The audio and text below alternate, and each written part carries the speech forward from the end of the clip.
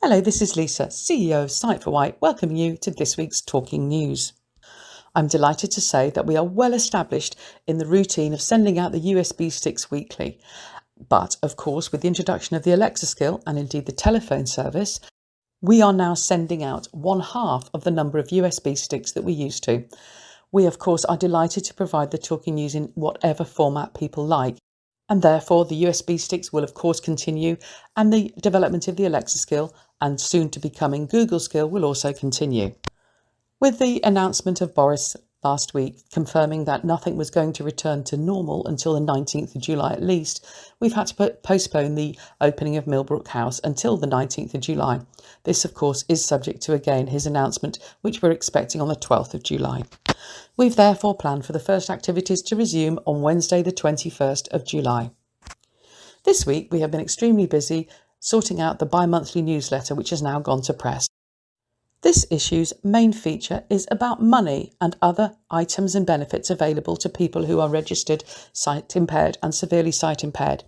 This includes an article on ESA, attendance allowance, disability living allowance, personal independent payments, cinema cards, theatre cards, radar keys, and so much more.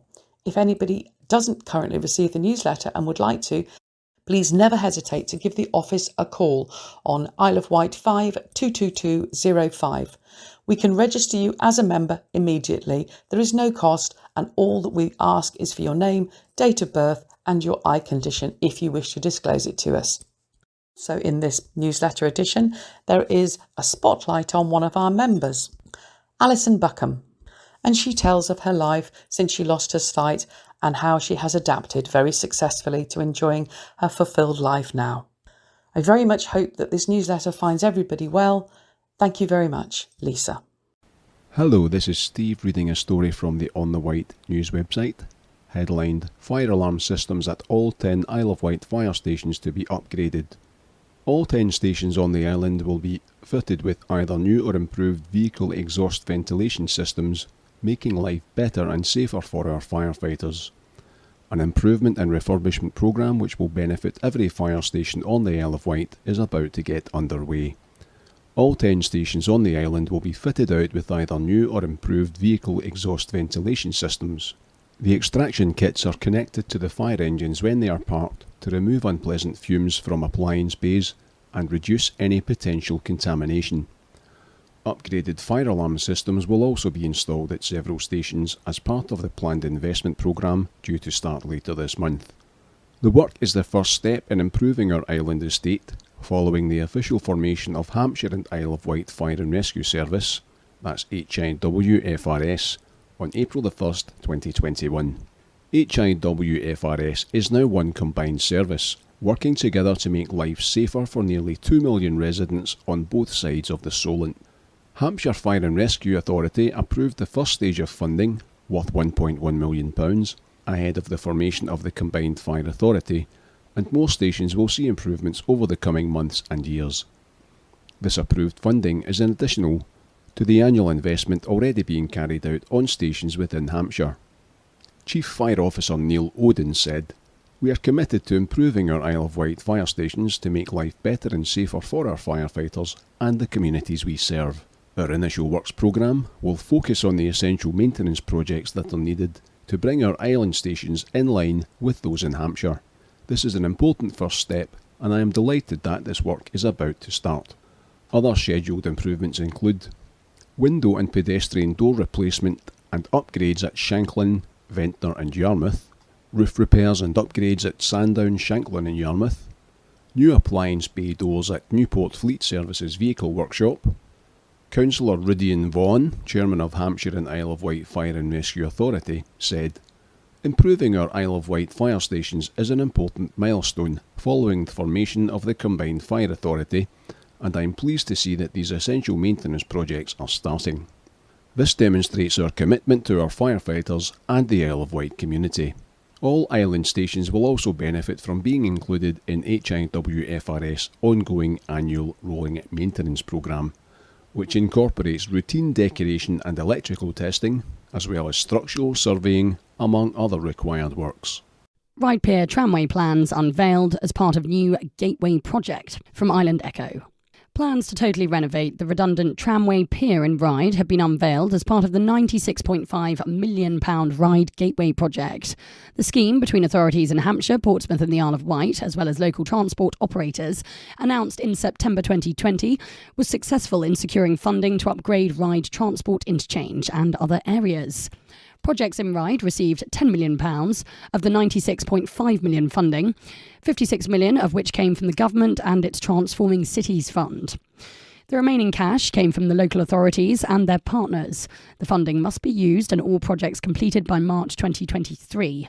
Now, Wightlink has also submitted plans to the Isle of Wight Council to develop the Tramway Pier into a dedicated cycle and pedestrian walkway. The new walkway and cycle track will link Ryde Esplanade, the other pierhead, and via Fastcat, Portsmouth Harbour Station, as well as securing the long-term survival of the structure. The alternative to the main pier is aiming to offer a safe pathway not shared with vehicles. The Ryde Tramway Pier is Grade 2 listed and will add to the existing pier structure in 1864 to provide a horse-drawn tramway. It was taken out of use in 1969 and was blocked for access at both ends. Following an inspection of the tramway, chartered engineers recommended all the existing superstructure steelwork and cross bracings be removed and replaced, having suffered from extensive and severe corrosion and being in very poor condition. Some of the steel structure has very large holes in, and there is a risk that pieces of steel will become dislodged and fall into the sea. They say there's no realistic possibility of retaining any sections within the refurbished structure, apart from the cast iron screw piles, which are the oldest part of the existing pier, that have sufficient structural capacity for the proposed new use. The committee dealing with the overall Ryde Gateway project has decided the decking of the pathway will be grey for pedestrians and green for cyclists, which will be echoed in the wider scheme. Seating and shelters will also be provided at intervals along the pier, but their appearance has not been decided yet due to a consistent theme needed to be found throughout the wider scheme. Planning documents say the width of the new decked area will be 6 metres with a length of 620 metres, but will be unable to widen near the pierhead following the track due to funding restrictions. The documents say there's no reason why it could not be done at a later date if funding becomes available. Access to the pathway will still be via the redeveloped Esplanade station, carried out by South West Trains under the same government scheme. This is Petrina reading an article from Isle of Wight Radio. More than 1,500 cyclists have chance to go from electric with new Isle of Wight scheme. More than 1,500 islanders will have the chance to go electric this summer with the rollout of a series of innovative electric bike pilot projects across the island, delivered by the Isle of Wight Council.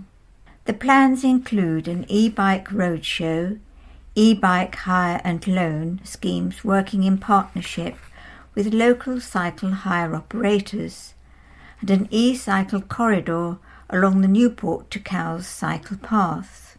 The projects will focus on introducing islanders to e-bikes in a safe, structured manner, focusing on residents from groups that have traditionally been less attracted to cycling.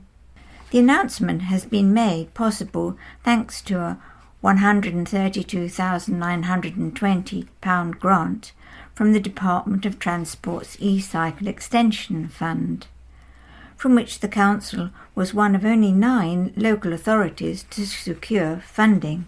Welcoming the news, Councillor Jonathan Bacon, Cabinet Member for Environment, said e-bikes were an increasingly popular way of travelling, both for local journeys and wider island exploration. He said this funding will provide opportunities for many island residents to experience riding an e-bike for the first time, in a variety of traffic-free settings and with appropriate tuition. We are aware of concerns over the misuse of the bikes, so the opportunity to have a proper introduction to them and to address any safety issues is important to both the users and the public at large. The projects included in the Isle of Wight programme are a subsidised e-bike hire scheme working with local cycle hire operators, a dedicated fleet of e-bikes available for loan for up to 1 month, an e-bike roadshow offering people the opportunity to try e-bikes in a safe setting, a peer-to-peer e-bike share scheme allowing e-bike owners to receive an income in return for making their bikes available for others to use, an e-bike corridor utilising the Red Squirrel Trail cycle path between Newport and Cowes, giving local residents the opportunity to use e-bikes as an alternative to their car. Between people being at home with more time on their hands, residents itching to spend more time outdoors after lockdown, and commuters looking for socially distant ways to get to work while avoiding public transport, the island has witnessed a cycling boom over the past 12 months. The new projects are additional and complementary to the Council's popular Key Worker Cycle scheme, part of its Access Fund programme, which has enabled more than 500 residents to receive a complimentary bike loan or cycle repair since April last year. It is anticipated the latest projects will further support the bicycle renaissance and make it easier for islanders to choose zero e-emission and active travel options. Councillor Phil Jordan, Cabinet Member for Transport and Infrastructure, added, "We anticipate these short-term e-bike experiences will act as a catalyst for increased levels of e-bike ownership amongst island residents, realising the health and environmental benefits that this active form of transport can deliver." This is Michael reading an article from Island Echo. The hunt is on for a new tiger toy maker at the Wild Heart Sanctuary. The Wild Heart Animal Sanctuary has teamed up with Airtasker UK to launch a hunt for a new chief toy maker for its tigers. Using the Airtasker platform, the Sanctuary wants to find someone to design, create and build a unique enrichment toy for the tigers that stimulates their key senses and natural instincts while challenging them physically and mentally. In the wild, tigers experience new sensations all the time, so they are introduced to as many as possible in their sanctuary habitat. For example, keepers know that they are attracted by texture and they love lavender scent, so keepers want somebody to create something that appeals to all their senses. Tigers are powerful animals, so the toys need to be robust and well built, so they can't be destroyed in a matter of minutes. What's needed are two key things: food toys, where we can insert a treat and our tigers have to work out how to get the food. Tigers are very intelligent and love a problem-solving challenge. Behavioural environment, toys that stimulate our tigers' natural wild instincts. Ideally made of wood, old crates, fire hose, garage springs, heavy-duty Hessian or bungee cord. These are hardcore, supersized versions of what you might see a domestic cat play with. Animal manager Mark Fox explains, "Tigers are tactile animals and love to explore, but if you don't add new experiences, then their habitat can quickly become mundane. We want a tiger toy that is something that stimulates their key senses and challenges them both physically and mentally. Whoever takes on the challenge needs to know that tigers are incredibly powerful animals, but at the same time, it is essential to have an element of problem-solving to it. Tigers are very intelligent and will enjoy the mental challenge. Airtasker is fantastic because they have a nationwide platform to take our search national and get the very best person for the job. The sanctuary needs someone with great DIY skills, carpentry experience, and a knack for turning scrap and junk into something great." Mark continues, "Don't worry if you're not so great on the tools.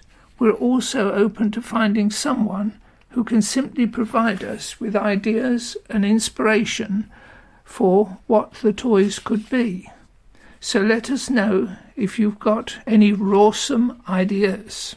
For this summer we require 1 or 2 prototype toys and some designs so we can then recreate them in our own workshop.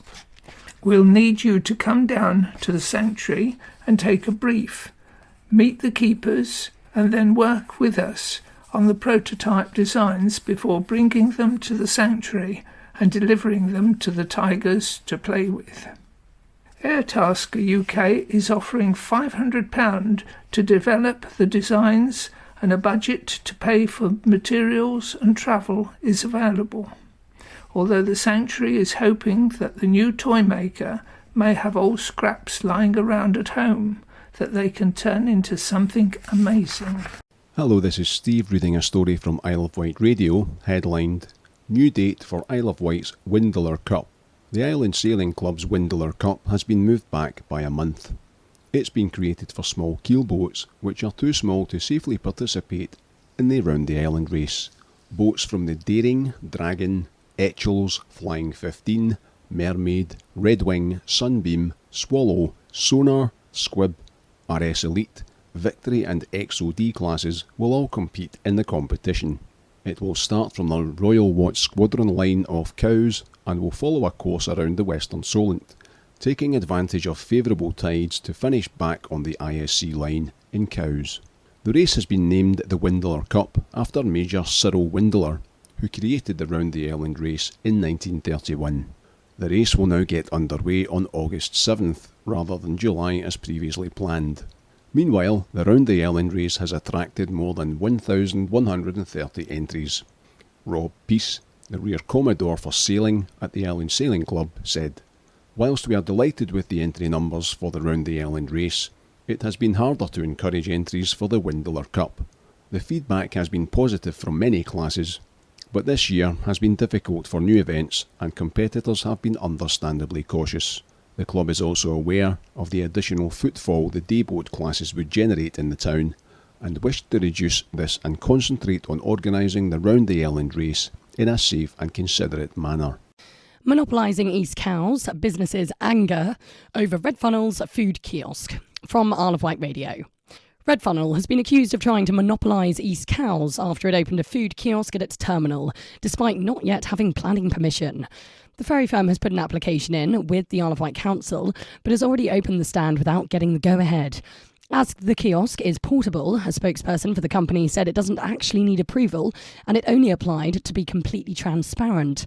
Its opening is said to have prompted anger among residents and businesses in the town, however, who have accused the firm of a lack of communication and taking much-needed custom. Owner of East Cowes' The Lunchbox Cafe, Olivia Clark, said that she feels there is a very us-and-them approach in the town. She said, "I've spoken to a lot of local businesses and I haven't heard a positive comment about the kiosk yet. There is one store in town that sells pretty much the exact same products that Red Funnel are offering in their kiosk, and I don't think they're too happy about it. I would say the majority of feeling is anger, but I do think it's because of a lack of communication. Whatever Red Funnel do, it feels like we're not consulted. It feels like they just don't partake in the community spirit, and East Cowes has a fantastic community spirit among its business owners." The kiosk sells hot food, including hot dogs and burgers, and is already up and running in the firm's East Cowes marshalling yard. Olivia's warned it could be the last nail in the coffin to the businesses in the town, which have already had to endure the pandemic, disruption from York Avenue works, and road closures caused by a burst water main. Generally, the island needs tourism, and Red Funnel are our key in East Cowes to tourism, she said. The footfall that we get from the ferries, particularly when they're delayed or cancelled, you really do see a difference in people walking around the town. They've got nothing else to do. They might pop into the gift shop, grab a coffee or a bite to eat. It feels like this is being taken away. The customers are going to be kept in the Red Funnel vicinity and in their grasp, and it's a shame for the whole town, really. As Isle of Wight Radio first reported, Red Funnel plans on operating the kiosk every summer for at least the next 3 years and removing it at the end of each period. During half-terms and holidays, it'll open from 8 a.m. until 8 p.m. The firm said it provides an alternative to its currently closed retail unit, giving customers a COVID-secure option and is providing employment. A Red Funnel statement said, "The new kiosk situated at East Cowes has opened to provide refreshments for customers as the retail unit inside the terminal has not yet reopened. The temporary portable outdoor structure reduces the need for passengers to cross the lane used for loading and unloading ferries and has provided employment opportunities for the community in East Cowes. It also provides an opportunity for customers who may be concerned about queuing and waiting in a building to remain outside and in the open air. As a portable structure, we have been advised that planning approval is not required. However, for complete transparency with the local community, we put forward a planning application and the kiosk is open whilst this process takes place. We continue to work closely with East Cowes Town Council and have discussed the kiosk with them. According to the plans, 2 full-time staff and 2 part-time staff are being employed at the location. Hello, this is Steve reading a story from Isle of Wight Radio, headlined Hover Travel partners with Seaview Services to offer guided coach tours. Hover Travel is teaming up with Seaview Services to offer guided coach tours of the Isle of Wight.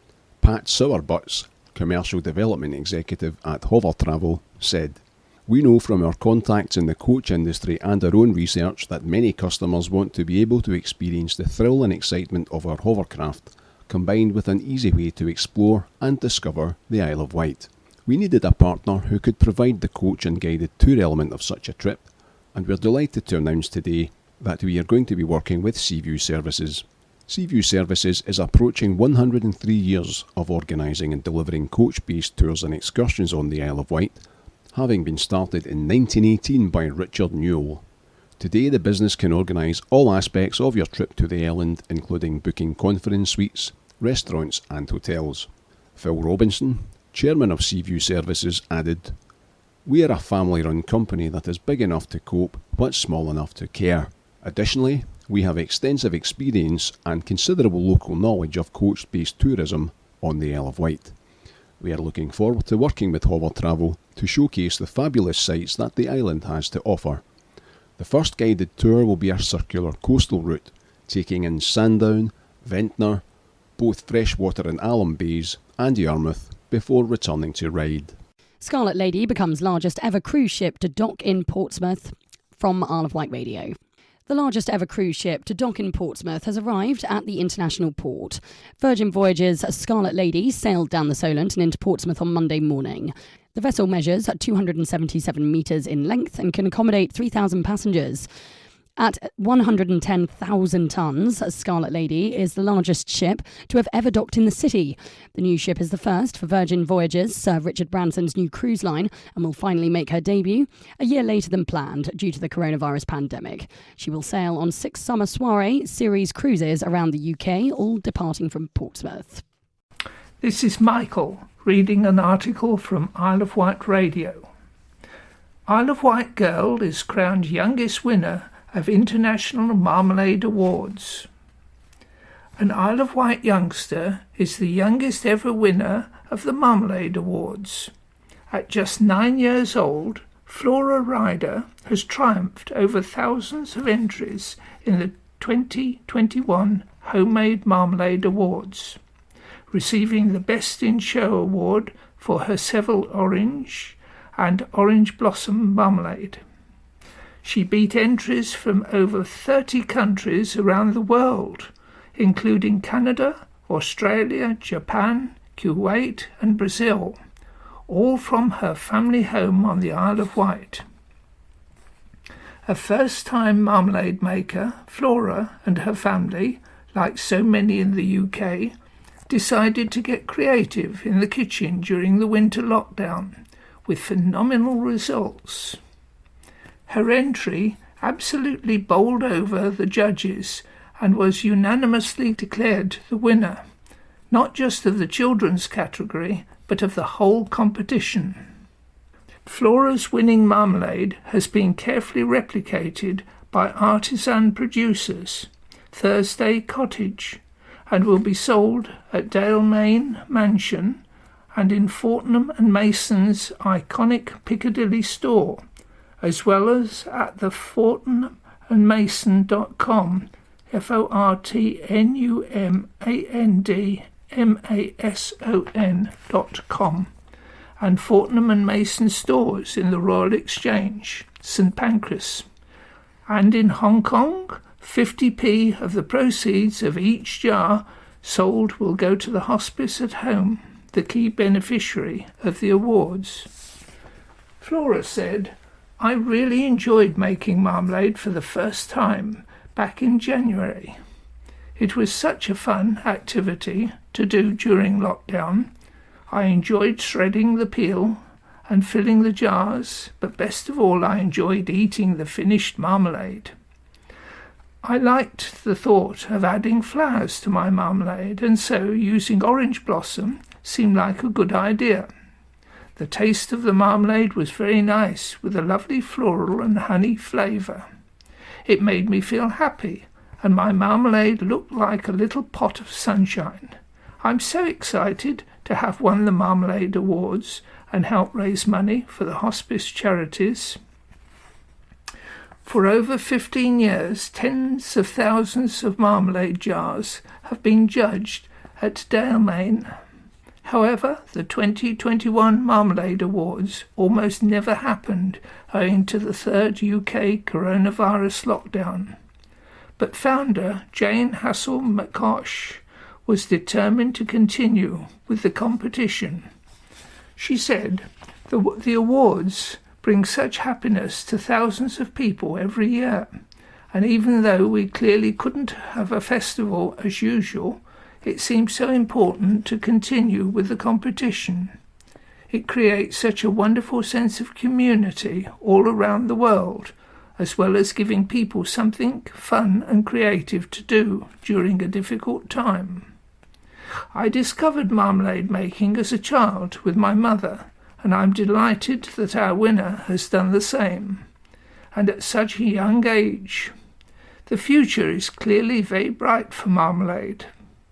The popularity of marmalade making was clear in the record number of entries this year, over 3,000 in total, and especially in the popularity of the Rathbones First Timers category. As well as amateur marmalade making, the awards are also hugely important to hundreds of artisan producers whose small businesses have been hit by the pandemic. Hi, this is Steve reading a story from Island Echo, headlined Shanklin Firefighters Recognised by Chief Fire Officer for Courageous Actions at Collision. Retained firefighters at Shanklin Fire Station have been recognised by the Chief Fire Officer for their efforts at a road traffic collision near Arent last year. The letter of recognition highlights the professional and courageous actions of the Shanklin crew in very testing circumstances, whilst continuing to work diligently at the incident. Firefighters worked in exceptionally difficult circumstances to resuscitate a 19-year-old girl who had been involved in a collision at Hale Common. Sadly, the casualty was pronounced dead at the scene, despite the combined efforts of Shanklin's firefighters and ambulance colleagues. It's said that the actions taken by the Shanklin crew significantly contributed to public safety and the overall objectives of the service. The letter was presented to the firefighters by Deputy Chief Fire Officer Steve Apter, QFSM. Rather poignantly, the presentation on Tuesday evening was one of DCFO Apter's last official duties before retiring from the service, a career that began at Shanklin over 30 years ago. To mark DCFO Apter's retirement, the crew of Station 7 presented their colleague with a Mermaid Gin gift set and plenty of good wishes for the future. From CoOp to Tesco. Plans for West Wight's largest supermarket. From Isle of Wight Radio. Plans have been put forward to close Freshwater's CoOp store and turn it into a Tesco. The Afton Road shop, West Wight's largest supermarket, is expected to change hands in autumn of this year. In a statement on the CoOp's Facebook page, the company said it wants to focus on its convenience stores. A spokesperson said, whilst Freshwater is a successful store, it's our largest shop and the only one that fulfills the supermarket mission alongside our other 200 convenience stores. The sale will allow Southern CoOp to focus on its convenience stores, including the store in Avenue Road, Freshwater, which will continue to serve the local community. There are no plans to sell or close Southern CoOp's other retail stores or funeral homes on the Isle of Wight, and all of our colleagues have the opportunity to transfer to Tesco under the transfer undertaking for the protection of employment regulations. Our colleagues will also be working with our community partners, local suppliers and other key stakeholders to ensure the transition is smooth and to reduce any impacts wherever possible. Mark Smith, Chief Executive, said, We would like to emphasise that the decision to exit a site is never taken lightly and is in no way reflecting negatively on the hard work and commitment of all our colleagues, especially throughout the pandemic. As a regional business, we remain committed to the Isle of Wight economy and communities and will continue to serve the island through our other food stores, funeral homes and our partnerships with community organisations and food and drink producers. The freshwater shop is also home to the post office. The news follows CoOp's decision to close its Newport High Street store earlier this year. Tesco, meanwhile, have recently upgraded its Wootton shop following a month-long refit. The freshwater site would be the supermarket's second biggest on the Isle of Wight. This is Katrina reading an article from Isle of Wight Radio. Flag-raising ceremony on Isle of Wight marks Armed Forces Week. The start of Armed Forces Week has been marked with a flag-raising ceremony by the Isle of Wight Council. Civic leaders and councillors, including the Isle of Wight Lord Lieutenant Susie Sheldon, Council Chairman Councillor Geoffrey Brodie, Council Leader Councillor Laura P.C. Wilcox, and High Sheriff James Attrell, gathered for the occasion at a socially distant ceremony held in St Thomas's Square, Newport.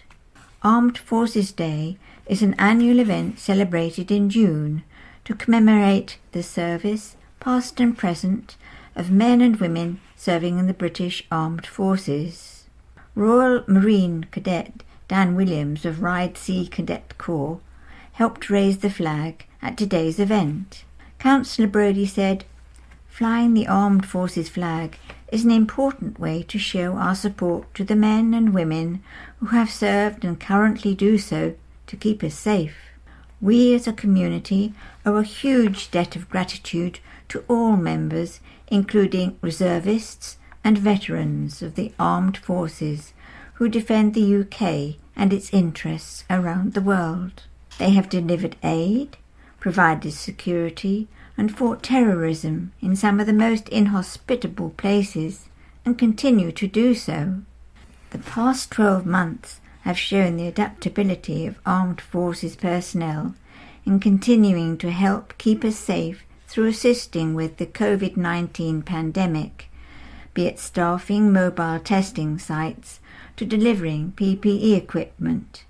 We also remember those who have fallen and honour their sacrifice and service, and we must never forget the huge debt of gratitude we owe them. During the pandemic, the Armed Forces supported the creation of extra capacity at St Mary's Hospital by the Scots Guards and reservists from the island's 266 Squadron, the testing of arrangements for moving critically care patients off the island in an RAF Chinook helicopter, and, from the Royal Navy, the provision of liaison officers to support the Department of Health in the NHS app trial. The Council also took the opportunity to reaffirm its commitment to honour the Armed Forces Covenant, which sets out the authorities' relationship with the Armed Forces and the services available to current and former personnel and their families. National Armed Forces Week culminates in an Armed Forces Day on Saturday, the 26th of June. Hi, this is Steve reading a story from Island Echo, headlined MP opposes Shelfleak housing development, claiming they are not for islanders. The Isle of Wight's MP has said he is firmly opposed to 70 new houses being built on greenfield land in Shelfleak. Plans have been submitted to create a new residential development behind existing homes at Burt Close, which is itself a new development.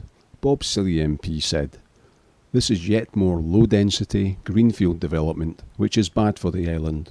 I hope the Isle of Wight Council will see the poor development for what it is. We need to be building on brownfield land, not allowing landowners to make a quick buck by selling land for what is effectively ribbon development on a main road. These homes are not planned for islanders, with the majority of houses in this development earmarked as market houses that many young families in the area simply won't be able to afford." The landowner claims to want to build homes for Shelfleak families, but the facts are that local families will be priced out of the market. Let's be realistic here. Houses valued at between $200,000 and $300,000 are not affordable houses for young island families looking for first homes. This development will only pile more pressure on existing services, particularly health services, to meet additional demand. Mr. Seeley continues, "This type of low-density urban sprawl is not what the island needs, and I continue to press the government for the island to be treated as a special case when it comes to housing, so that we can stop the obliteration of our countryside and have local control to plan for our local communities. I look forward to the speedy completion of the island plan, to ensure that we can block these developments in favour of development in towns for local families, preferably supported by island housing associations. We need genuinely affordable homes built for islanders, and we need to stop these types of housing proposals from landowners, who I believe are actively working against the interests of their local communities. I support the many concerns held by residents who have written to me about these plans, and I will join them, with local councillor Peter Spink, to fight against these proposals." Armed Forces heroes to get extra help finding work. From Island Echo. Armed Forces veterans across Britain, including here on the Isle of Wight, are to get additional specialist support from government job centres to help them find work and access benefits. The Department for Work and Pensions has bolstered its Armed Forces Champions network and will, for the first time, see every Job Centre Plus district in the country have a dedicated person to offer tailored support to former services personnel as well as their families. The network will be made up of 50 local champions stationed in job centres in England, Scotland and Wales who will support veterans to retrain and apply for work as well as make new benefit claims. Armed Forces champions deliver employment support and benefits advice to former servicemen and women and will have the opportunity to raise awarenesses of particular issues faced by veterans and their families to ministers. Many of the job centre staff who are Armed Forces champions have previously served in the Armed Forces and draw upon their own experiences to help veterans move forward. Minister for Welfare Delivery Will Quince said, "The Armed Forces do our country proud, and we are forever grateful to them for the sacrifices that they make in order to serve our nation." It's not just about recognising that, though.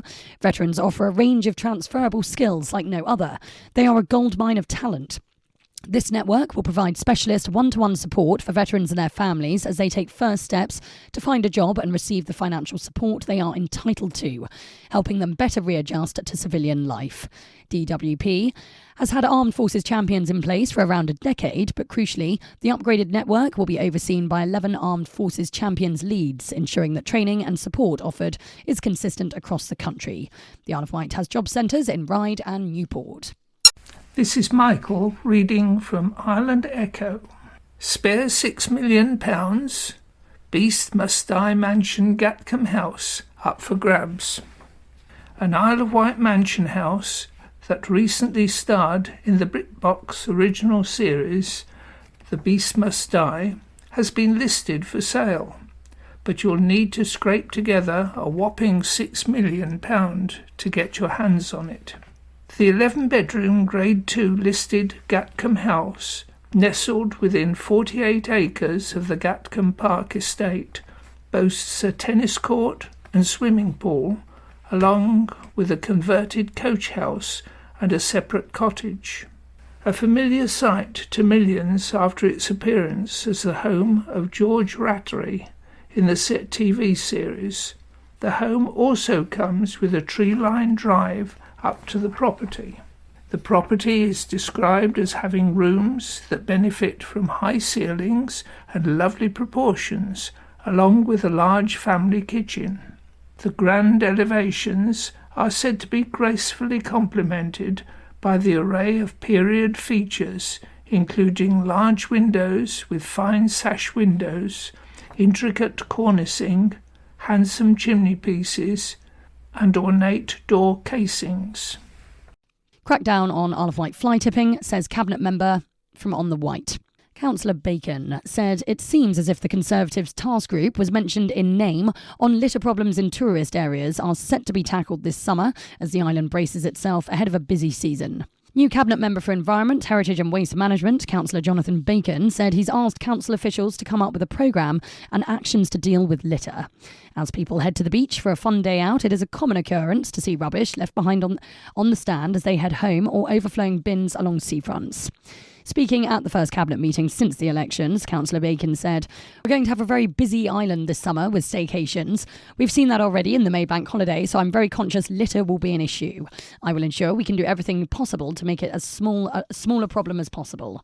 Fly tipping is also an area where a crackdown could be expected. Having established areas of the waste portfolio now, Councillor Bacon said it seems as if the Conservatives' task group was mentioned in name only, but fly tipping is something that he's very keen to see dealt with.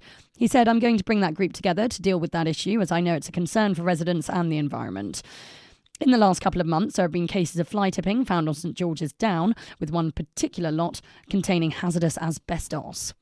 This is the second part of the Talking News, read by Lynn Patey and Pauline Emmett. We're beginning with letters to the editor. The first one is "Chickens Come Home to Roost," and it's sent from a J. Rawlinson from Bembridge. And it was about a letter on the 18th of June. Finding chefs is nigh on impossible on the island. "Chickens Come Home to Roost" might have been a more apt title. Those cafes and restaurants who treated their staff fairly and with compassion during lockdown retained loyal staff and are not experiencing staff issues. Those who treated their staff poorly are, yes, now experiencing problems. Let's not shed tears for these employers. Let them instead learn a salutary lesson. Statistics don't lie, so why is Freedom Day delayed? This is from Maggie Austin of Sandown. Here are the official government figures. Population of the UK, roughly 68,207,000. Total COVID cases, 4,640,000. That makes 6.8% of the population. Total COVID deaths, 127,891. 0.18% of the population, and 2.75% of those who caught it died. Island population, 141,000. Total COVID cases, 6,905, 4.8% of the population. Total COVID deaths, 260. Anyone can do the maths and draw their own conclusions. If more than 96% of people who caught COVID have recovered and the vaccination programme is such a success, why is Freedom Day being delayed? Now another one about COVID. "Credible COVID plan needed for our island," from Steve Longford of Northwood. Mr Davies makes a very valid point in his letter. Next COVID strain must be kept from the Isle of Wight shores, in the county press on the 18th of June. Without wishing to sound unduly alarmist, the World Health Organization has said the emergence of a vaccine-resistant deadly variant of COVID is a matter of when, not if.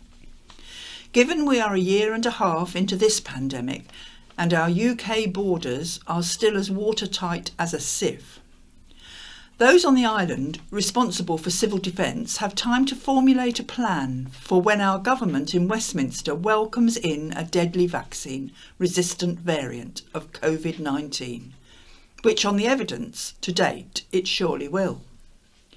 It makes perfect sense for the island to be well prepared with a credible protective strategy that can and will be swiftly implemented before the island becomes seriously infected. With now twice the total number of COVID deaths in the UK than there were for the total number of UK civilian deaths in the whole of the Second World War, only a fool would place their trust in Boris Johnson and this Mickey Mouse government to protect them. Disgrace our waiting lists aren't reducing. This is from Martin Pinter of Freshwater. Travelling around the island, it is interesting to see how many of our more enlightened cafe and restaurant businesses invested heavily during lockdown, adapting their premises and tweaking services to provide customers with what they really need as we emerge out of lockdown. Sadly, the same cannot be said for St Mary's Hospital, who simply trot out the same tired old rhetoric that things are dire for patients on waiting lists. I think many islanders that know that only too well. So what has St Mary's been doing during lockdown that will radically change the situation here on the island? Precious little as far as I can see, despite having been given £48 million of additional funding, which could have been targeted towards addressing this crisis. Their latest wheeze is to resort, in last week's county press, to issuing veiled threats that waiting lists will become even longer if patients and staff do not behave themselves and wear masks. What an insult. So what precisely has St Mary's been doing with the extra £48 million they received at the beginning of the pandemic? Finding more and more ways to keep patients at arm's length. Telemedicine to keep patients away from hospital, investing in diagnostic equipment so they can monitor medical conditions and ascertain how long treatments can be delayed. The whole pantomime is a total farce predicted on treating as few patients as possible to lower St Mary's patient footfall so performance targets are met and they can pretend to regulators that they are performing wonderfully well. The question that needs to be answered is why hasn't St Mary's been busy building extra capacity during lockdown, so they have the capacity to treat the hundreds of island patients requiring relatively simple surgeries once out of lockdown. 48 million would easily facilitate this. Another favourite excuse trotted out is they can't recruit staff. Well, when they suddenly realised that if paramedics were allowed to treat patients rather than simply diagnose conditions, this would lessen the need for many patients to attend A&E. Miraculous! The hospital that spins it can't recruit staff suddenly employs 4 new paramedics, with another 4 joining soon. Funny what you can achieve when you really want to, isn't it? St Mary's lack of vision and inability to adapt and use its windfall money to create the necessary infrastructure to provide the timely medical care many in our community desperately need here on the island illustrates a staggering ineptitude and a callous disregard for many island patients who have been trumped by the selfish desire to impress political paymasters instead. Frankly, it's a disgrace.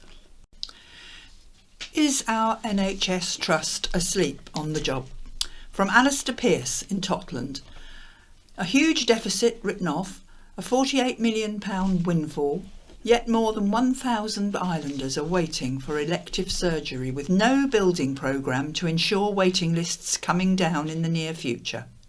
I'd say we've got an NHS trust that's totally asleep on the job. This is a letter from Carolyn McCormack of East Cowes. Pub's staff so kind. May I thank the staff at the Fighting Cocks at Arent for coming to my assistance last Tuesday morning when I had to pull into the car park as I had a puncture. I'd pulled in feeling some trepidation at using their car park without intending to use the pub. However, I was met with nothing but concern and assistance. I was trying to contact a mobile tyre company to get the puncture repaired and the wheel changed, but was not having much success. All the staff I encountered were very helpful, and the kitchen porter, I did not get his name, came out into the car park and changed my tyre for me. He would not accept any payment. The level of courtesy and assistance I received is somewhat unusual in this day and age, and I feel the staff and management should be commended. So, to the staff that helped, and particularly the kitchen porter, thank you very much. I really appreciated it. The hospitality sector would retain staff if some treated them better. From Chris Barrington of East Cowes. Last week's county press carried a front page article about the shortage of staff in the hospitality sector. This is a common problem across the country, and the reasons for the shortage seem to be blindingly obvious. Although some businesses claim to offer good terms and conditions, the majority of jobs in the hospitality sector are seasonal, poorly paid, and offer little or no prospects of any training or career development. The same applies to the many other support services, such as delivery drivers, cleaners and council staff. The situation is exacerbated on the island due to the emphasis on the tourism industry. The island has a disproportionate proportion of second homes, holiday homes and holiday rental properties and Airbnb. This has forced up property prices and led to a shortage of long-term rental properties for residents. Young people who wish to stay on the island cannot find accommodation and leave for better pay and prospects. Even if we could magically find the staff needed from elsewhere, where would they live? We do not address this situation and ensure that there is quality, affordable housing for island residents, and that support staff for the island and the tourism industry are valued and properly paid. Visitors will have to get used to the idea that they will have to clean their own houses, collect their own shopping and empty their own bins. And there will be few pubs and restaurants left for them to frequent. There are complaints salaries cannot rise because this will affect business profits. Profits should not depend on exploitation of workers. Letter from Chris Offer of Brading. I recently visited one of the well-known farm shops on the island. The butcher's display was particularly impressive and, for omnivores like me, very attractive. I selected some chicken pieces which, to my surprise, were placed by the butcher on a styrofoam tray and then vacuum packed with cling film before being handed over to me. I realised that this might not normally happen and it was only because of COVID-19 precautions. Anyway, I then moved to the display of salad ingredients. Among the items that I chose were some radishes. The only ones being offered for sale were pre-packed in plastic, and when I got home, I noticed to my great amazement that, according to the label, they were the produce of the Netherlands. Is it me, or have I missed something? I rather thought the whole idea of farm shops was that they acted as an outlet for local farmers and growers, selling local produce ethically and environmentally responsibly produced and packaged. On the Isle of Wight, there would seem to be no need for any food item for local consumption to have travelled more than about 10 miles from its place of origin to the retail outlet. The stock response when complaints are made about the excessive use of packaging, particularly plastic, in supermarkets and about food miles always seems to be, you should be doing your shopping in a local farm shop. Well, I did, and ended up getting produce that wasn't even produced in the UK, let alone on the Isle of Wight, and apparently unnecessarily wrapped in plastic. Am I really to understand that radishes can't be produced on the Isle of Wight, or that chicken breasts can't be wrapped in recyclable and perhaps even recycled paper?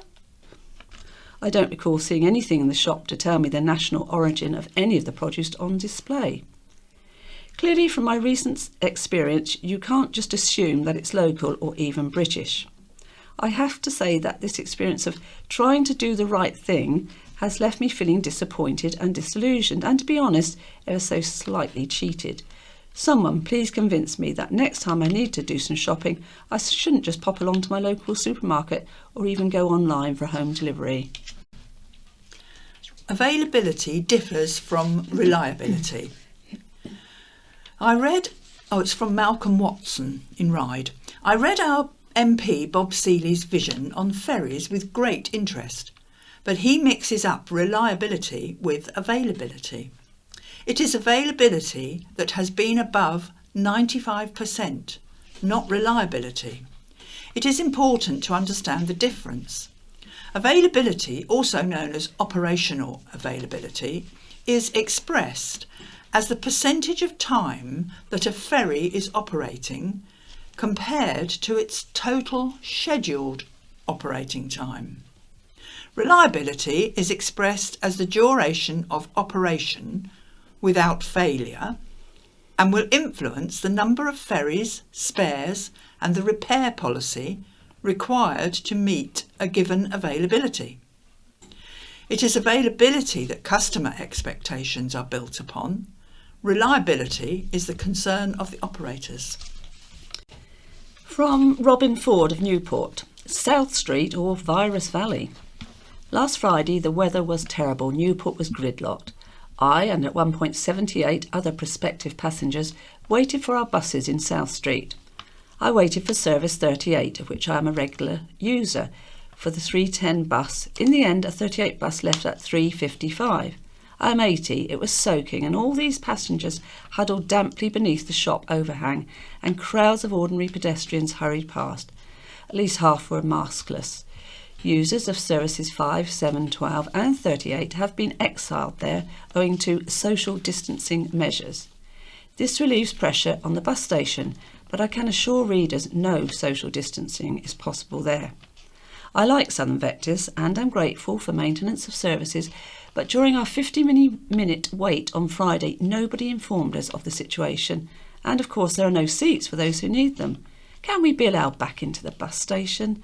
Failing this, could I call on the council to rename South Street Virus Valley? Now we're going on to Wight Memories, and it's entitled this week, An Island Outbreak of Beatlemania. Every summer we can rent a cottage on the Isle of Wight.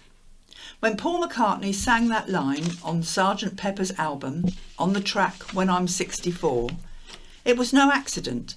McCartney and John Lennon were no strangers to the island. They had first visited in 1960 when they came to visit McCartney's cousin Bet and her husband Mike, who had taken on the Bow Bars on Union Street in Ryde, and they visited again the following year. After hitching down to Portsmouth, Lennon and McCartney then bought a ticket to Ryde. As revealed in McCartney's 1998 book, Many Years From Now, Lennon was taken with the punning potential of the phrase, and it led him to write A Ticket to Ride, with a different spelling. When it was released in April 65, councillors at Ryde knew nothing of this, and assuming the title was just a happy coincidence, they discussed whether there was any capital to be made out of the song. Under the headline Beatles to Publicise Ryde, the county press wrote, "The chart-topping Beatles may unknowingly help to publicise Ryde as a holiday resort this summer with their latest #1 record, Ticket to Ride." At a meeting of the Ryde Council on Tuesday, Mr R.V. Bourne said there was a first-class opportunity for the publicity department to use a play on the title in their national advertising. Sadly, the moment passed. The previous year had seen an outbreak of Beatlemania on the island. A county press reader, signing himself regular cinema goer, had been to see A Hard Day's Night at the Savoy Cinema, and he was not happy. He said, "Once again a Saturday evening at which we pay some of the highest seat prices outside of London has been ruined by the noise of loud-mouthed youths and screaming teenage girls." Included in the programme was a special short film of the Beatles. It should have been quite entertaining to the many adults who enjoyed this talented group, but it was completely ruined by shouting youths and screaming girls. Then, as if not content at ruining one film, there was again noise and disturbance during the main film. Surely the cinema managements can take drastic steps to curb this. In 1969, George Harrison paid a visit to the island to spend some time with his friend Bob Dylan, who was headlining the Wootton Festival. 20-year-old Chris Colley from Northwood was hired to act as Dylan's driver. He said it was a wonderful experience. Dylan was quite determined to treat me as one of his friends, not a lackey. He was very easygoing, but he did have standards. We were driving past Yaverland one day with Dylan and George Harrison in the back. They were genuinely great friends, but I could tell Harrison was hero-worshipping Dylan. He said we could release any old rubbish nowadays and the public would buy it. He got torn off a strip by Dylan. "What? Don't you realise those people put us where we are? We can't talk about them like that. We owe them." He was very defensive and that shut Harrison up for a while. But a bit later I was talking to Dylan and George Harrison just butted in and cut me off. To my surprise, Dylan said, "Wait, George, hang on, Chris, what did you say?" and let me carry on talking. I was just as important in that car as George Harrison. It's an incongruous thought, Yoko Ono going up to St John's Hill at Ryde in a Ford Transit, but it actually happened. Local Dave Parr was also assisting with chauffeur duties during the Wootton Festival.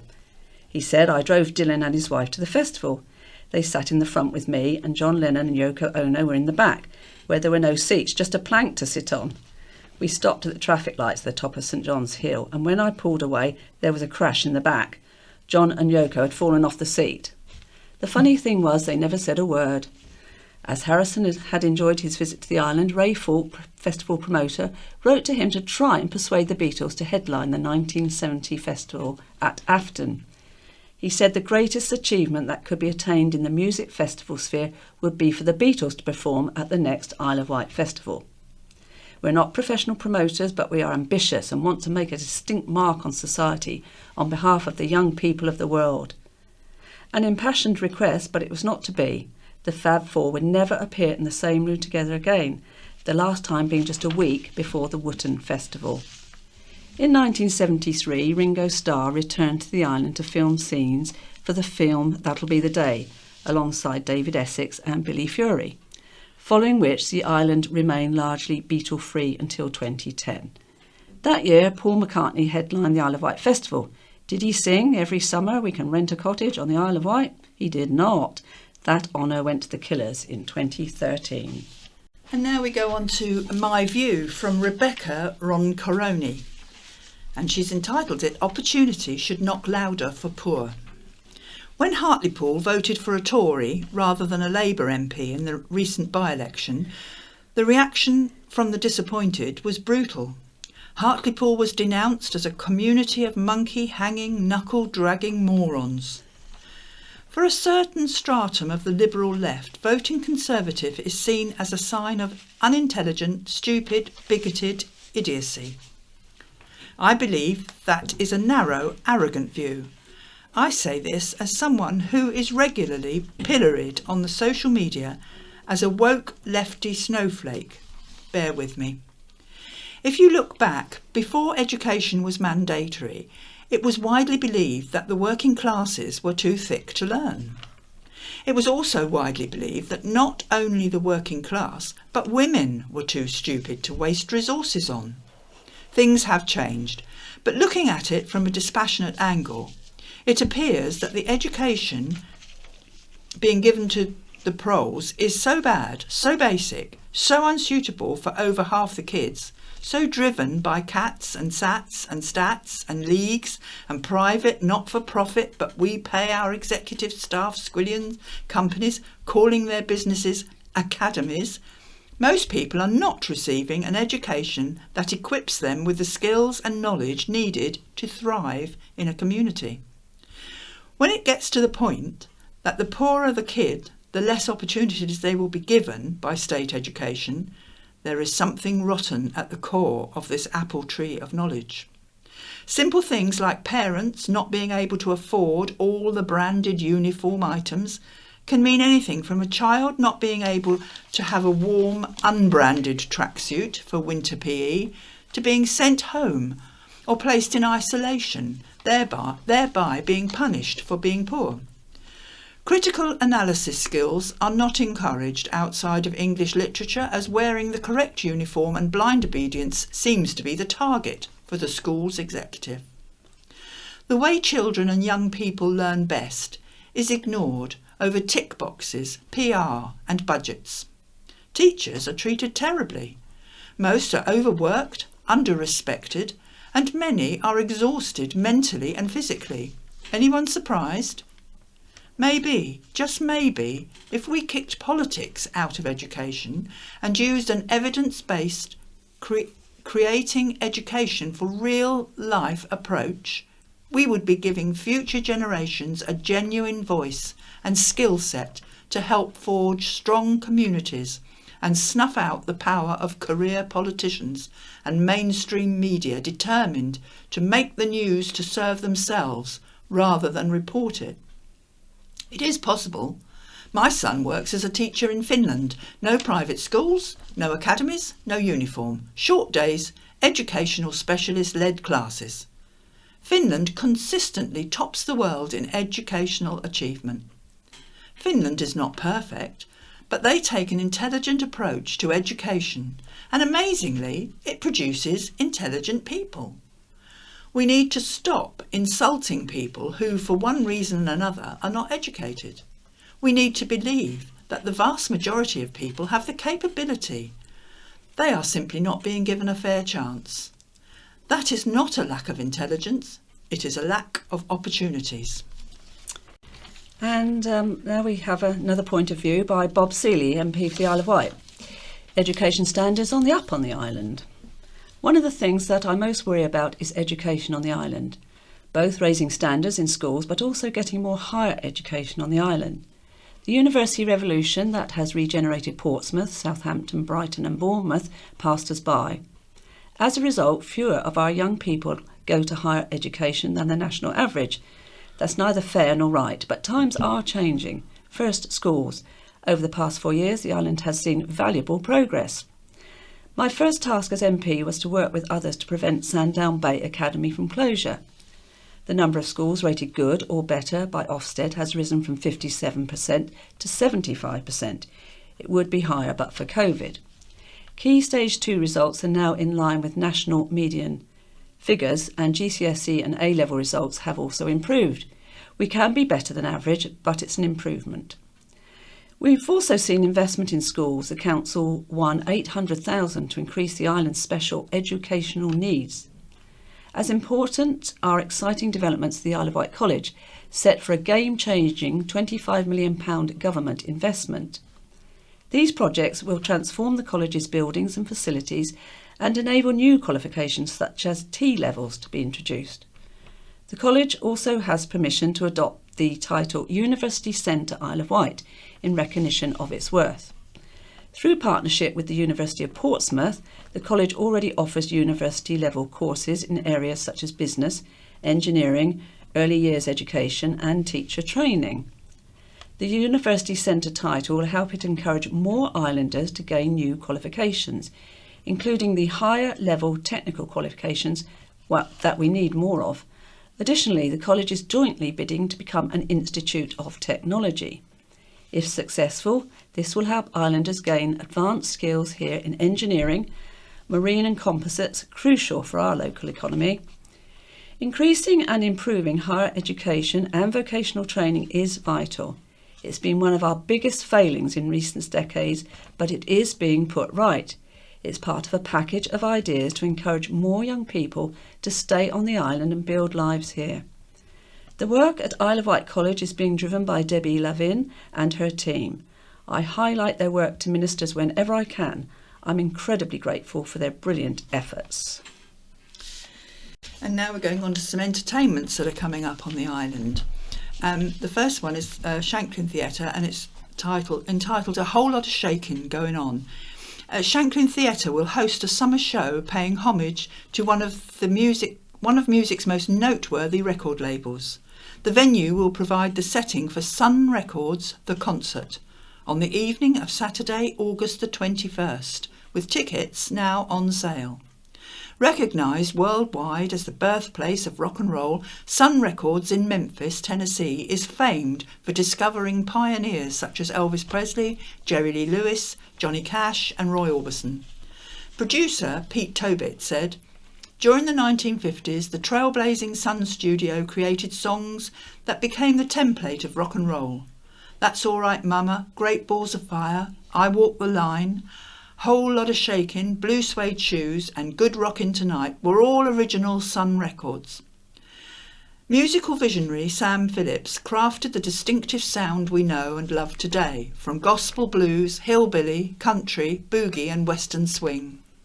Sun Records, The Concert, takes the audience inside the studio where the magic happened and lets the music do the talking. Officially endorsed and licensed by the Sun Entertainment Corporation, Sun Records, The Concert will visit the island as part of a huge nationwide and international tour. Tickets are now available from www.shanklintheatre.com or by calling the theatre box office on 868 000. And this is another show at Shanklin Theatre. The show must go on. So the island's resident summer extravaganza is back at Shanklin Theatre from next Thursday. For 12 years, Spotlight IOW has produced an entertaining musical variety show every summer, selling out Shanklin Theatre with a fast-paced production packed full of songs and routines from the greatest musicals and toe-tapping tunes from stadium-filling performers. Beyond the West End 2021 starts on July the 1st, with socially distant audiences until the next phase of the COVID roadmap allows increased capacity. Step in time with the magical Mary Poppins, get moving with the sounds of Motown the musical, get on your feet with the colourful carnival finale. From Delilah to Dear Evan Hansen, there is something for everyone.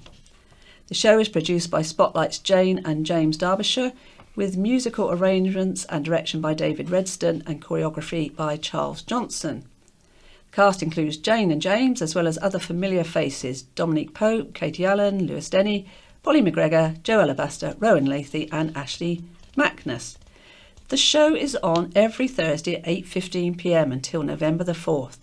Game tickets can be obtained from phoning 868 000. And just to say things that are not on, just to let you know that the Chael show this year has been cancelled due to the latest change in the government's COVID roadmap. And also the Garlic Festival's off, the Bryston Christmas Tree Festival is off, and Rhythm Tree is cancelled this year. Well, now some better news with some teenage sport. Teen talents earn Team GB places. 2 Island girls and members of the Isle of Wight Triathlon Club put in remarkable performances to book their places with Team GB in their age groups at next year's World Championships. Now you'll have to excuse me because I don't know about this. Lottie Rose van der Helstraat and Millie Williams were at London Olympics venue Dorney Lake, Buckinghamshire, to compete triathlon, a sprint distance event that comprised a gruelling 750-metre lake swim, a 20-kilometre bike leg and a 5-kilometre run to conclude. They were joined by another promising talent, Lottie Rose's brother Ben, who competed in his first sprint marathon 2 days after celebrating his 15th birthday. Both girls were competing with pressure of knowing they had to gain a top 4 spot in their age groups to qualify for a Team GB place for the 2022 Sprint Distance World Championships. Both swam well, with Lottie Rose, 16, exiting the water in a swift 12 minutes 16 seconds, followed by Millie in 13 seconds, 0.45. Both averaged more than 20 kilometres per hour on the bike before making a fast transition into their runs. Both pushed hard with no let-up, not knowing where they stood in the race for the qualification spots due to the staggered start. Ultimately, they ran incredibly well with great finish times of 1 minute 16 seconds 0.29 and 1 minute 16 seconds 0.59 for Millie, 18, and Lottie Rose, respectively, to earn automatic places with Team GB. Ben performed exceptionally well, finishing as the third under 20 with a time of 1 minute 22 seconds 0.48. His swim was noticeably quick, clocking up an impressive 11 seconds 0.56, the 8th fastest in the entire field, with an average bike speed of more than 30 kilometres per hour. The Isle of Wight Triathlon Club has been running for just 4 years. More than 80 stalls planned for Ventnor Day. More than 80 stalls have been confirmed for Ventnor Day on Saturday, August the 14th. Voluntary and community groups will be represented alongside craft stalls. This year's Ventnor Day, which has been organised by the Ventnor Carnival Association and Ventnor Town Council, will include activities for all ages and an appearance by Ventnor Comedy Jazz Band. 2 stages will host a variety of performers at the putting green and bandstand in Ventnor Park. The entertainment will take place from noon to 5 p.m. And now, the Isle of Wight's most dog-friendly places and beaches. With 2021 set to be the year of the staycation, there couldn't be a better time to explore the island with our dogs. It can be difficult to find places to visit and eat that will allow dogs, let alone welcome them as much as their human companions. Fortunately, dog-friendly holiday provider Canine Cottages has crunched the TripAdvisor data to find the most dog-friendly places to go on these shores. Based on the percentage of reviews on TripAdvisor suggesting a place that was dog-friendly, they found the most dog-friendly beaches, places to visit, pubs and cafes across the county, which can also be found on their interactive map. Locations at the top of the list include Yaverland Beach, Apley Beach, the Isle of Wight Donkey Sanctuary, Ventnor Botanic Garden, the Garlic Farm in Newchurch, the Isle of Wight Steam Railway, and the Needles Battery in Totland, and the Needles at Allen Bay. The top 5 dog-friendly places to eat across the Isle of Wight are listed as Off the Rails in Yarmouth, the Fighting Cocks near Arent, the White Mouse in Chael, the Lifeboat in East Cowes, and the Pointer Inn in Newchurch. Canine Cottages also released the Dog Friendly Index, where you'll find dog-friendly places as recommended by TripAdvisor reviewers. Covering the entirety of the UK, each place featured has also been given a poor rating out of 5, with only places rated 3 paws or higher featuring in the tool. Shannon Keary, digital PR manager at Canine Cottages, said, "With more people looking to explore what's on their own doorstep with their dogs this summer, it's fantastic to see the number and diversity of places welcoming dogs. We hope our index tool highlights the top spots for dog owners to visit near them and some hidden gems they may not have been aware of." New High Street loss as florist closes. It has been confirmed by Doris Pink's florist that the shop is to close. Florist Hayley Atkins said she'd be carrying on supplying flowers for weddings and other events from a different venue, but the popular Newport High Street flower shop was to close. She put a post up in the shop window earlier this week and posted on the Doris Pink's Facebook page, "This is not a post I wanted to write to you all and have no words. With the heartbreaking decision, I've had to close the shop in Newport. I will be carrying on with weddings and events from a different environment. I would like to thank everyone deeply from the bottom of my heart for all the support, custom and everything over the years." Hayley took over the independent local business in 2019. It was established in 2000. The loss of the florist to Newport follows the closure of several other shops in recent months. The Singer sewing machine shop has now closed in St Thomas's Square premises, along with Newport neighbour Mia. God's Hill's Disability Park gets the go-ahead. The island's first wheelchair-friendly playground has been given the green light. Proposed by God's Hill Parish Council, the play park on Central Mead, off God's Hill High Street, will include inclusive equipment. Approved by the Isle of Wight Council's Planning Authority, a wheelchair swing, an open lowered roundabout and ramped play equipment, all suitable for wheelchair users, will be installed. Slides, climbing nets and a zip wire are all marked on the plans, as well as adult exercise equipment. Concerns had been raised, however, over the public right-of-way which would cross the field.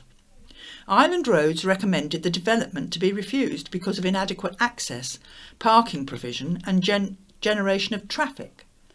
Planning officers said they did not believe work would not change the use of the land nor intensify the users of the site. Conditions included a stipulation that the development should begin within 3 years. Post office likely to remain. Tesco intends to take on the post office counter inside Freshwaters, the cooperative, when it rebrands the store, the county press has been told. The deal is yet to be finalised, but the shop and Vital Post Office are expected to change hands in the autumn. Freshwater Parish Council and Isle of Wight Council member, Freshwater South Councillor John Medland, has expressed concerns. Councillor Medland said it is not only busily used for mailing and government services, but has recently been our only available local banking service with the suspension of outreach banking services. The Parish Council will be discussing the development at its July meeting. It said we need to look at how both of these important aspects of village life might be affected by Tesco's arrival. A post office spokesperson said the branch is currently open as normal. We received a resignation from the present operator of the branch. We are in discussions with Tesco about operating a post office from this location. A house is partially closed. A house in Newport has been partially closed by police, working in partnership with Sovereign Housing Association, following allegations of persistent antisocial behaviour and disorder. Activity at an address in Manor Crescent had prompted calls to Hampshire Constabulary. The force said there had been a negative impact on the quality of life of other residents, and a partial closure order was approved at the Isle of Wight Magistrates Court on June the 14th, under the Antisocial Behaviour, Crime and Policing Act 2014. The order means that no one can enter the property unless they are a named authorised person or have permission from police. Any breaches are enforceable by arrest. Inspector Andy MacDonald from the Newport Neighbourhood Policing Team said, "We've taken this step having received a number of reports in recent months about antisocial behaviour and disorder at the address. The activities of the occupant at this address has had a negative effect on quality of life of those living nearby. This order would not have been possible without the help and cooperation of the local community, so we would like to thank them for their support. I hope this order sends out the message that we will not tolerate anti-social behaviour and we will use every available power to stop it. Fantastic footprint revealed on beach. Island beaches have been bustling with locals and visitors in recent weeks, but there is a reminder in the sand of those who walked the land before. Dinosaur Isle posted a photo on Facebook of a wonderful exposed dinosaur footprint currently on show in the sands near the museum at Yaverland. The attraction posted, "This magnificent dinosaur footprint is currently exposed in the foreshore at Yaverland." The dinosaur was travelling in a southwesterly direction approximately 125 million years ago. It comes in the week the museum is marking the 20th year of its opening and 200 years since the foundation of the collection by publishing a new guidebook to the island's fossils. Alongside their work providing support to other essential services during the pandemic, staff at the museum have worked with local fine and paleo artist Trudy Wilson to produce the 230-page book. It is more than a guide to the museum displays, as it showcases many other fossils, spectacular and common, found on the island. The new book is called Dinosaur Isle in 101 Fossils and has been written by Assistant Community Learning Officer Alex Peaker and Museum General Manager and Curator Dr. Martin Munt. East Cowes Road chaos. There can be no repeat of this chaos. That was the message from East Cowes community leaders after a week of gridlock, burst water mains and ferry delays made living in the town a misery. A meeting has taken place this week involving Red Funnel Island Roads Isle of Wight Council's Cabinet Member for Transport Phil Jordan and East Cowes Town Council to try to prevent any repetition, and an emergency plan for the town is to be drawn up. Town Mayor Michael Paler promised to work towards making sure there is no repeat of last week's chaos that left residents, business owners and holidaymakers counting the cost.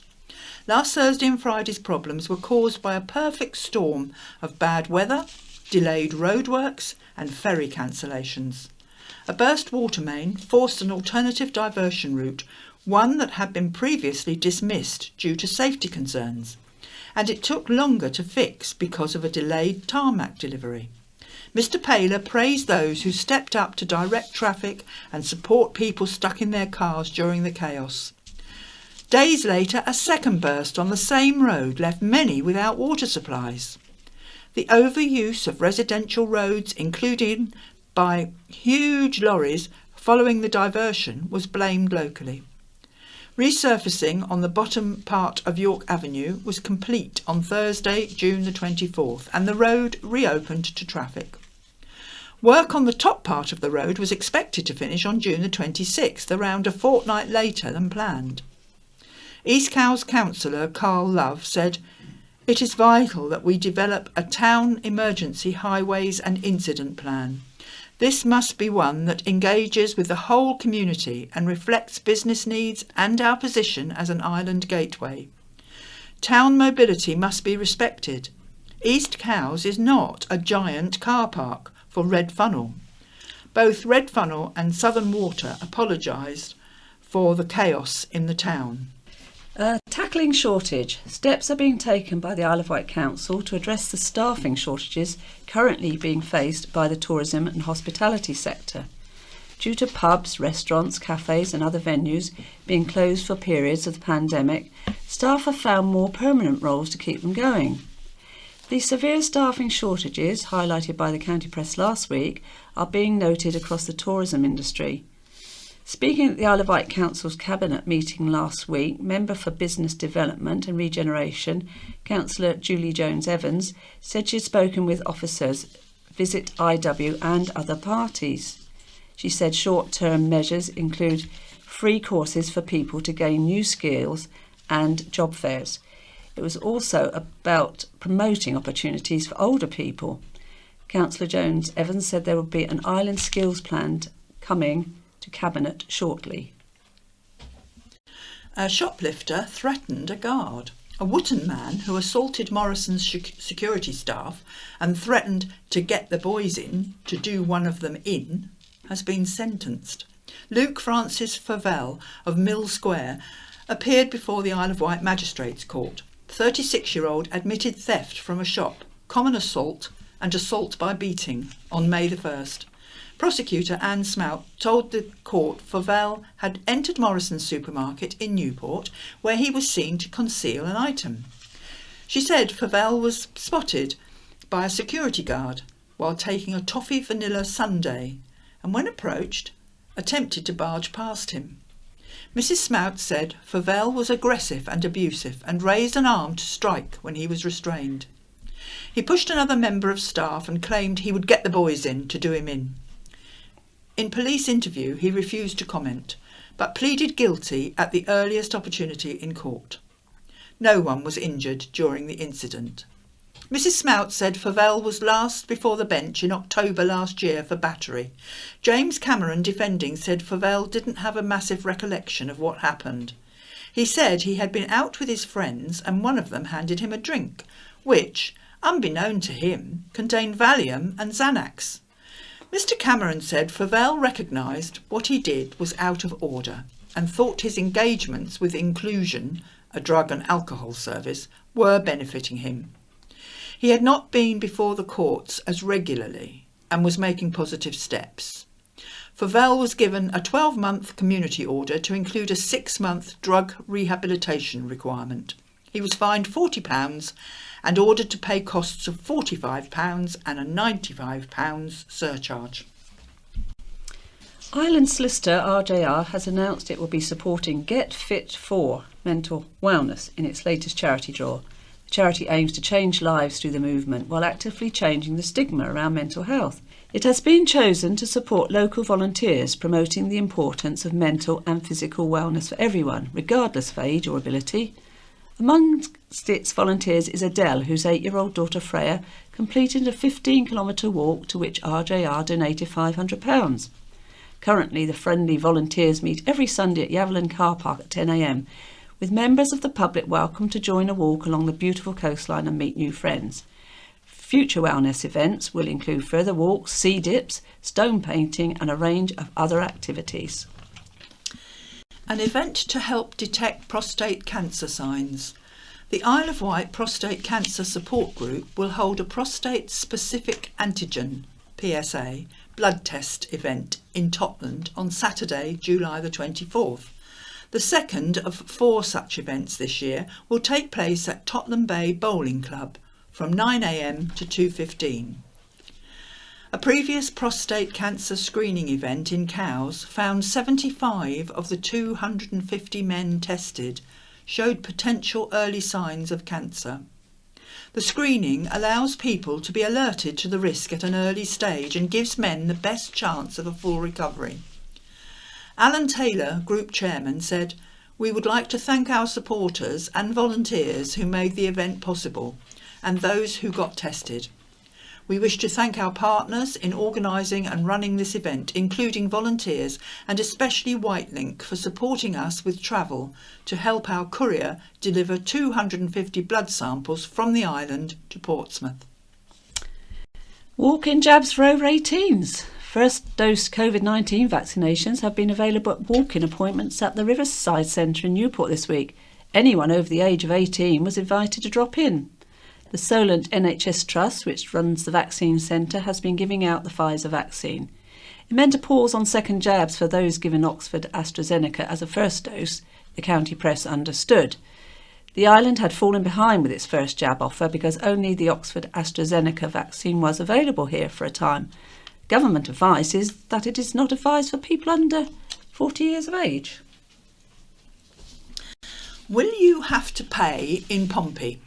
Motorists can now check online whether they will need to pay to drive in the government-imposed Portsmouth Clean Air Zone with the launch of an online vehicle checker. Coinciding with National Clean Air Day, Portsmouth's Clean Air Zone will be added to the National Online CAZ vehicle checker. Portsmouth City Council has worked with the government to have the details of the government-imposed Portsmouth CAZ added to the online tool, which will tell drivers whether they will need to pay to travel in the zone when it starts to operate later this year. The most polluting vehicles will be charged daily for driving in the zone. These non-compliant vehicles include heavy goods vehicles, buses, coaches, taxis and private hire vehicles. Only vehicles that don't meet Euro 6 emissions standards, if diesel, or Euro 4 emissions standards, if petrol, will be charged. Drivers of private cars, motorcycles and vans won't be charged to drive in the Portsmouth CAZ, but could be charged in other zones across the UK. Drivers can visit www.cleanerairportsmouth.co.uk to enter their registration number to find out whether they would need to pay a charge. Do you want Isle of Wight in police name? The island and Hampshire's joint police force could finally get a new name to cover both counties. The thorny issue has been raised a number of times in recent years, but the organisation has remained Hampshire Constabulary. Now, the newly elected Police and Crime Commissioner says she's committed to creating Hampshire and the Isle of Wight Constabulary as long as there is a mandate for change. Donna Jones revealed her plans during a visit to the island last week. In recent months, there have been precedents. Both the Hampshire and Isle of Wight Fire and Rescue Service and the Hampshire, Southampton and Isle of Wight Clinical Commissioning Group retained the island in titles when they merged. Ms Jones hopes the police force will follow suit. She told the County Press, "I very much want to change the name. The decision is not mine, it rests with the Home Secretary. I've already drafted the letter, but I want to make sure I've got public support. A consultation is underway, starting on the Isle of Wight and then moving to Hampshire. If there is support for the plan, the final decision will rest with government, but the Isle of Wight's MP has already thrown his weight behind the idea. MP Bob Seeley welcomed the proposal and urged islanders to give their views. Meanwhile, islanders are warned not to expect huge and expensive immediate changes. The Police and Crime Commissioner says some things will have to change immediately, while others will happen when it is appropriate. Ms Jones told the County Press, "I'm not going to waste hundreds and thousands of pounds on this. If we get permission, there are some legal documents that would need to be changed straight away, papers for court, for instance. There would probably be a spend of £10,000 to £20,000 immediately. Beyond that, cars, uniforms and police stations will get done as we replace things, and that may take a few years to phase in." And that's the end of the County Press this morning. So it's goodbye from me, Lynn. And goodbye from me, Pauline. The In Touch programme follows Isolation Echolocation.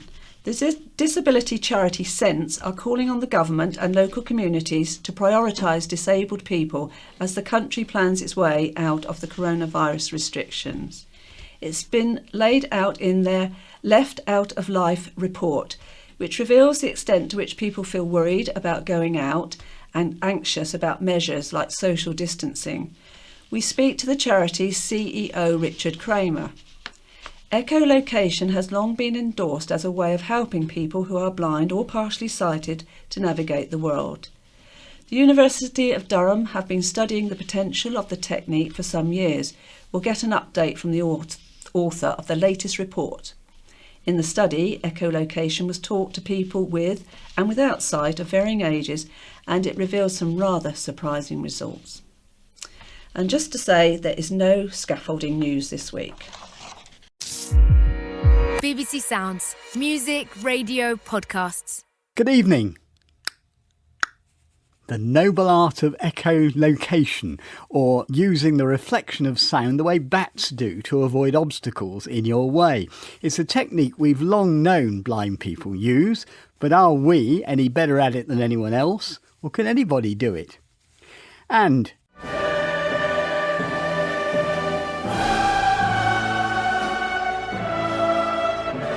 as we look forward to the proms, a listener has discovered that the BBC aren't producing an audio version of their much-loved guide to the annual music festival.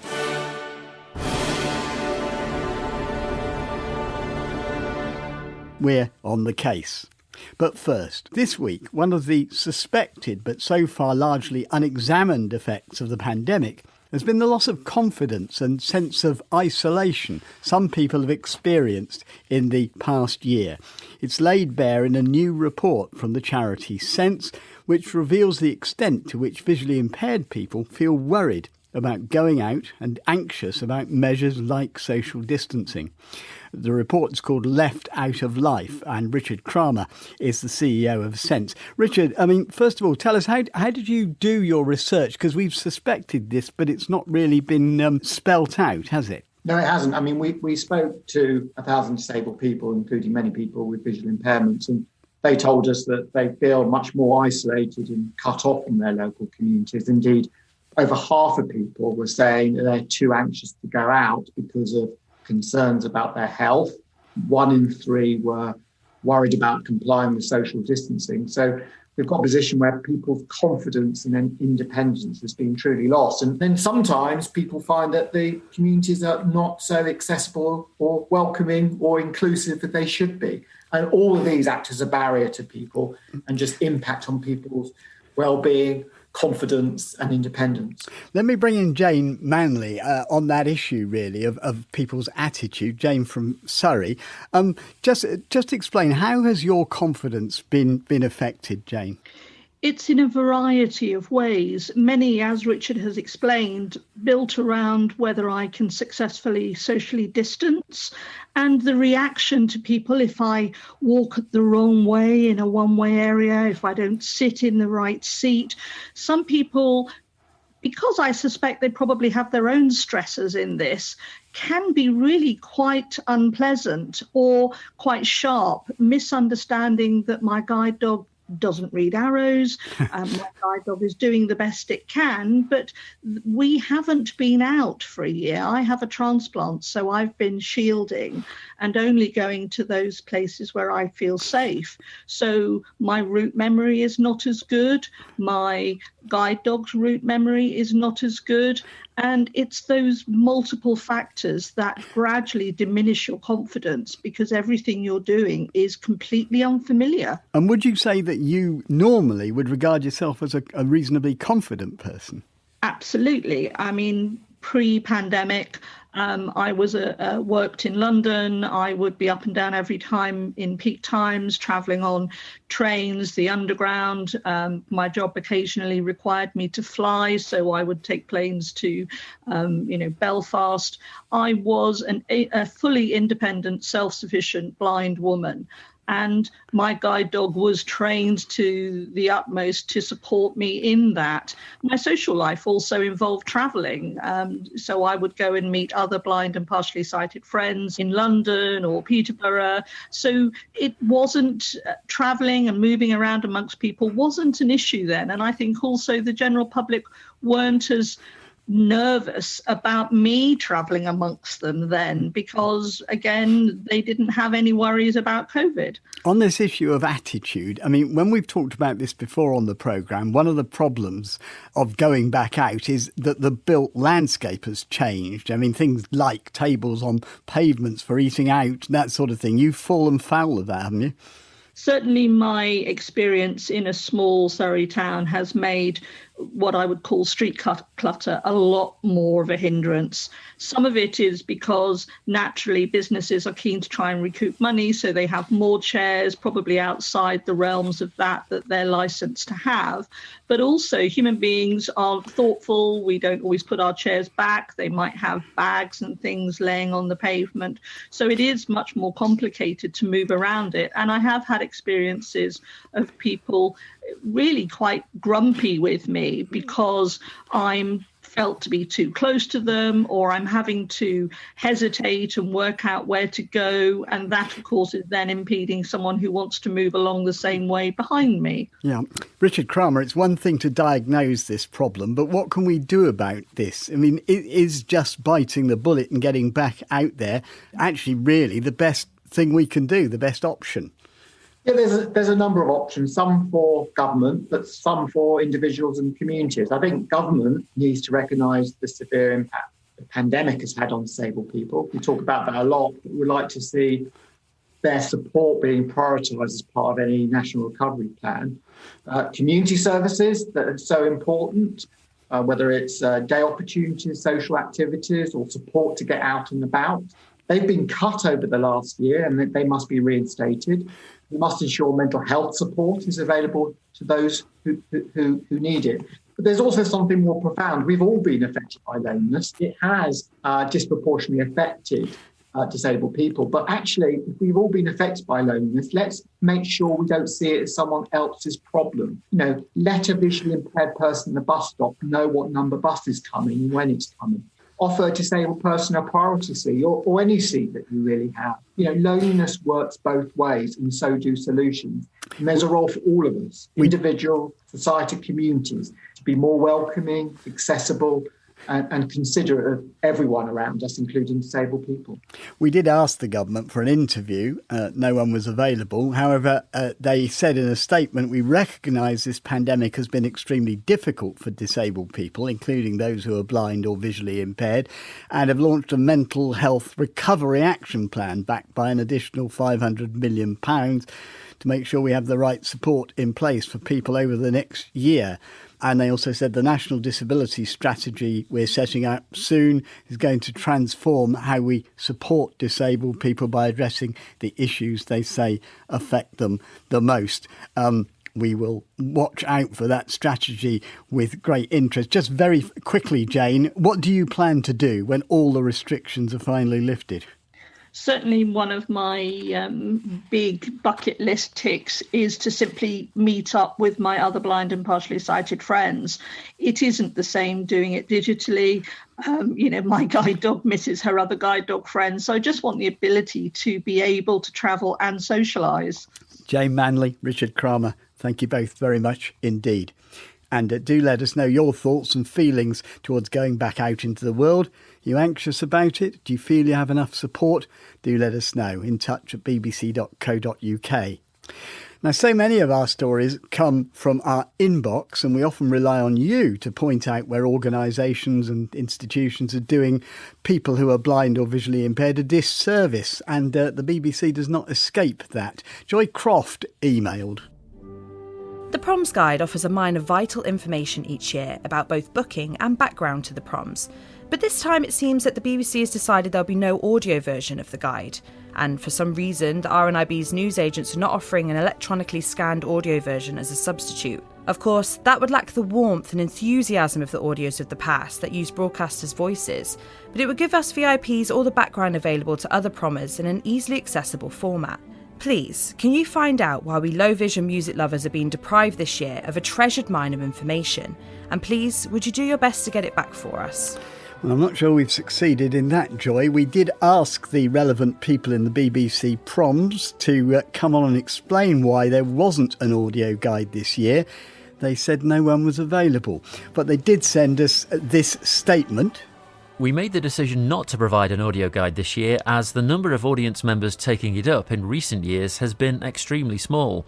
Instead, we're providing ebook and, for the first time, e-PDF versions of the Proms Guide, which can be read aloud by smart speakers or any screen reader device. Our hope is that this will be more useful to more people. Well, as for the RNIB themselves, they told us for 2021, the BBC only asked for Braille guides to be supplied. We're completely led by the BBC on what accessible prom guides are offered, and it's their decision on what format to order for production.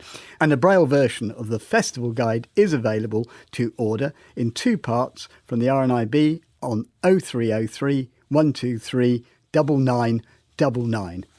That may not totally satisfy Joy, but we did our best. Last week, we talked about the pros and cons of continuing to work from home versus going back into the office.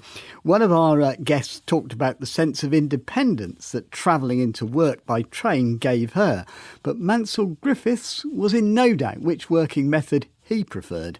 I've been working from home for 9 months and it cuts out 4 hours of travelling a day. Far from restricting independence, it's opened up a new world. I can go for a leisurely walk in the morning or go to the gym, have a cooked breakfast at a local cafe, then go to work. My evenings are all mine, and so are the weekends now. When working in the office, all I had time for was getting ready for work, travelling to work, travelling home, then getting ready for work again. Working from home has given me a new lifestyle, and I actually enjoy my job again as I'm no longer stressed and exhausted. Travelling to work has resulted in me falling off a train platform and getting knocked down twice by cars. Only minor injuries so far, but I can do without it. I calculated that if you total up all the time I've taken travelling to and from work, it adds up to 2 years. That's a frightening thought. Well, I'm sure the discussion on this will go on as we get closer to coming back into offices. Now, echolocation has long been recognised as a way of helping people who are blind or partially sighted to navigate the world. Do a lot of it myself. If you haven't heard of it, it's the idea of using sound and specifically reflections of sound to work out where things are. The University of Durham has been studying the potential of the technique for some years now, and when they told us about new research, we thought we'd better get them back onto In Touch. Dr. Laura Thaler was one of those leading the study, and she joins us. Laura, what is there new to discover about echolocation? Don't we know most of it? We actually do know a lot now, but one thing that we didn't know, for example, was if there's a difference in how people who are normally sighted and people who are visually impaired would learn it. And what we also didn't know was how age actually affects people's ability to learn to echolocate. Now, you compared the results to people who'd known how to echolocate for a decade or so. What happened there? Because you've actually tested both sighted people and visually impaired people. That's right, yeah. So we train people over the course of 10 weeks or 20 sessions. So they came into the lab for twice a week for 10 weeks. And over the course of this, they learned. And both people who were sighted and people who were blind learned equally well. And we also asked people who had used echolocation for a long time to take part because we wanted to just sort of benchmark our tasks to know that, you know, how well had people actually learned. And so that's why we had all these different people taking part. So presumably you were expecting, were you? I know perhaps academics aren't supposed to expect things, but surely you were expecting the blind people to do better. Yeah, so before we started, you know, there was a lot of, I think, not just us, but many academics and non-academics, to be fair, did assume that people who are blind should learn better, yes. Fascinating, but what does it actually tell us practically? What use should we be making of this work of yours?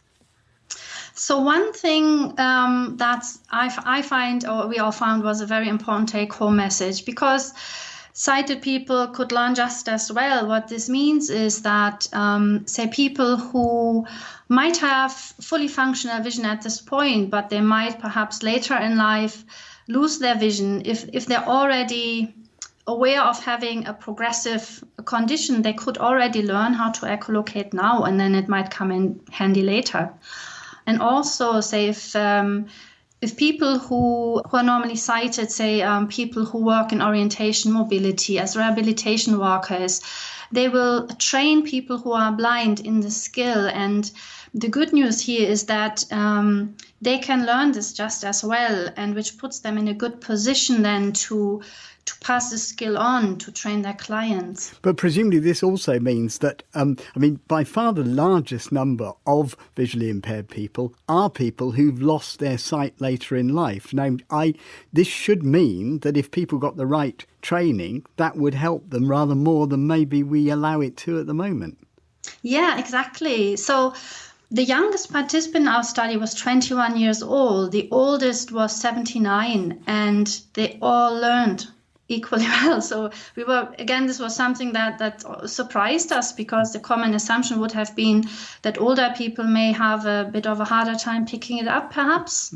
But we did not find evidence for that. And so, yes, that would suggest that even people who lose vision later in life, maybe even at quite even in their 70s, they should be able to benefit from learning echolocation.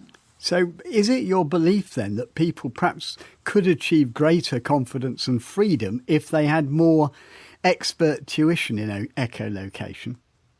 Yeah, so So another thing that was new about our research, we actually we did the research in the lab and measured how everyone got better, but we also followed up with people who are blind after the research. In particular, we asked them 3 months after how they used echolocation in their daily life and how this affected their mobility, independence and well-being. And all of them said that it improved their mobility. Throughout, they all said it helped them perceive the environment, orient themselves, determine where they are. And 83% also said that as a consequence of better mobility, they felt more independent.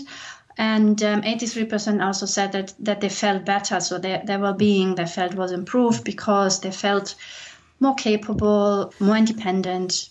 And so, yes, learning this skill, we feel, would benefit people who are blind. Underpinning all this surely is an assumption, usually but not exclusively amongst sighted people, that those who are blind are somehow better at this, that the body somehow compensates by giving us blind people this extra perception. Does this idea survive your research, do you think?